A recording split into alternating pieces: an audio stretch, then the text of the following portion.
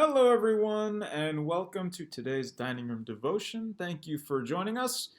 Today, we just have a couple verses, and they're brief ones. And our verses for today come from 1 Thessalonians 5, and we'll read verses 16 to 18. And it says, "Rejoice always, pray continually, give thanks in all circumstances, for this is God's will for you in Christ Jesus."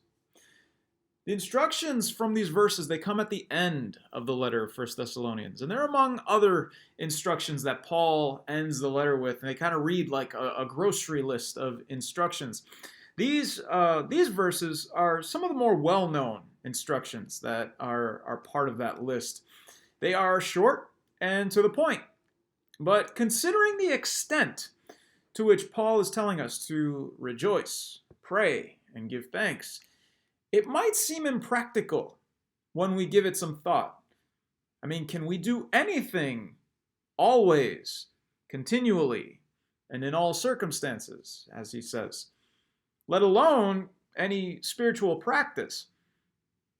A couple weeks ago, I shared in Kids Corner that one of the practices I'm doing during Lent is something called the Daily Examen. It's a form of prayer that St. Ignatius instituted for the Jesuit order. And while there's various forms of it, basically the idea is to have a set time at the end of the day, although they did it at noon as well, which you can do as well if you'd like. But have a set time to become aware of God's presence and then review the day in gratitude, paying attention to the emotions you have throughout it, and then praying from something about the day, maybe a relationship or a task or one of those emotions, and then seeking God's help for the day to come. And so while there are structured steps, the goal is to increase one's awareness of God throughout the day. I find that I very much benefit from a structured time or a structured form of prayer. But often I end these times praying that I be continually mindful of God's presence. Even if I'm praying in a structured way, oftentimes I'll end my prayer that way. And that's a good thing in any season. But all the more so during Lent, as we try to more directly humble ourselves and remember our need for Jesus and the hope he accomplished for us.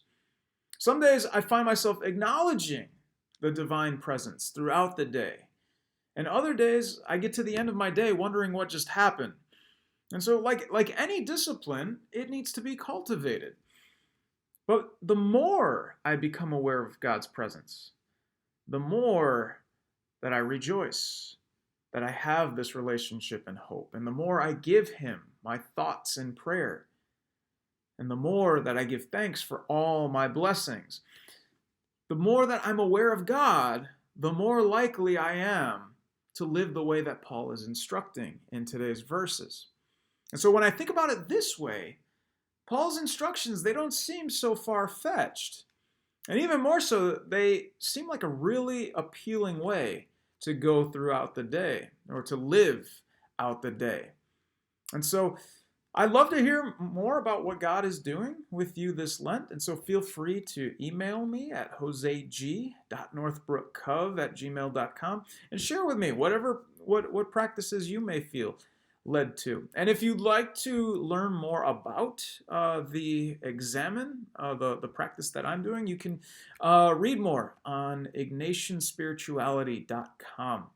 And so that's our devotion for today. Thank you again for joining us. God bless you and keep you well.